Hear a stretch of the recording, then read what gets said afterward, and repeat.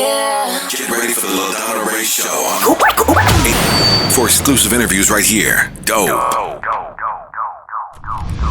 Ladies and gentlemen, here it is, the most listened to radio show on the planet. Is it Sugar Ray? Nah. Lisa Ray? No.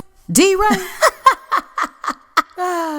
No. It's time for The LaDonna Ray Show. I'm so shy. The one and only sexy mama, LaDonna Ray. Welcome to the LaDonna Ray Show.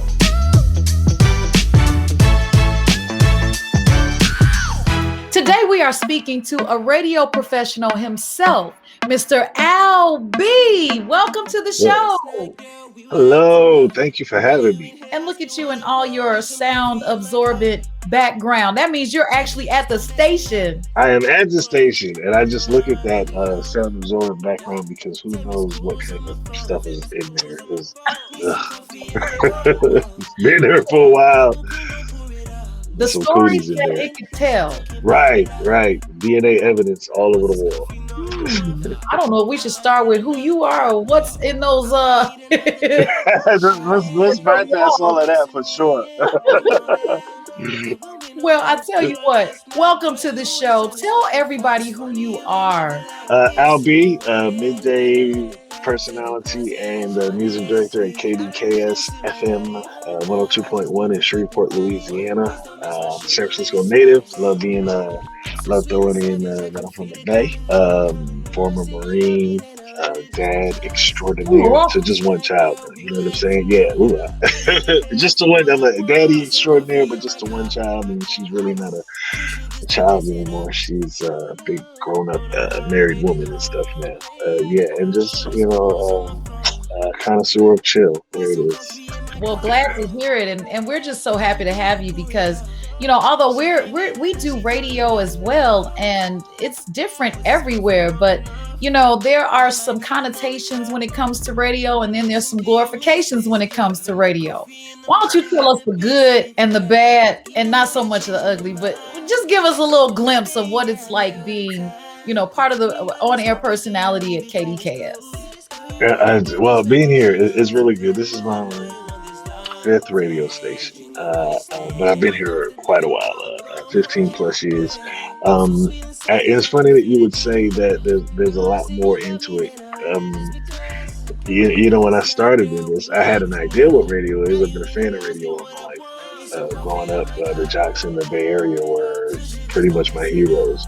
But I can really only imagine what their life was. And then when you step into it, you see what it really is. Like, I don't know, maybe like you would probably liken it to like a magician's assistant. See how the tricks are really pulled off. It's like, oh, that's what it is. It's not really magic. You wanted it to be like really magic. But, you see what it is. But if you stay in it long enough, you learn how to create those.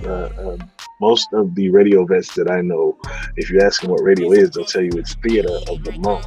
Oh. And when you put it in that context, there is to be able to create those moments where you feel like it's theater of the mind. It can be kind of magical.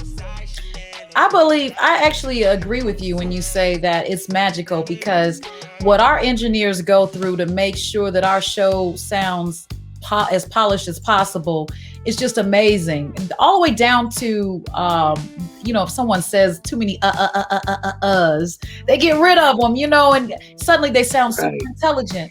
And I used to be a board operator in radio. And so I was expected to make those people sound a little bit more polished and fit into a very short time span. So Right. You're looking at all this audio on the screen and you say, I got to make that 30 seconds. Are you kidding me? Right. And then you make it happen. Right. Make it happen. I remember doing commercials early in my career. I remember doing commercials and trying to figure out that, when I'm reading the commercial script and I'm not making the time like I'm supposed to make this, as you can see, I talk rather slow anyway. I try to make this 30-second thing and they tell me, hey, just get rid of your inhales. So now I got a whole 30 seconds of me talking and all of my inhales are missing. And that's one of those moments. That's like, oh, that was magic.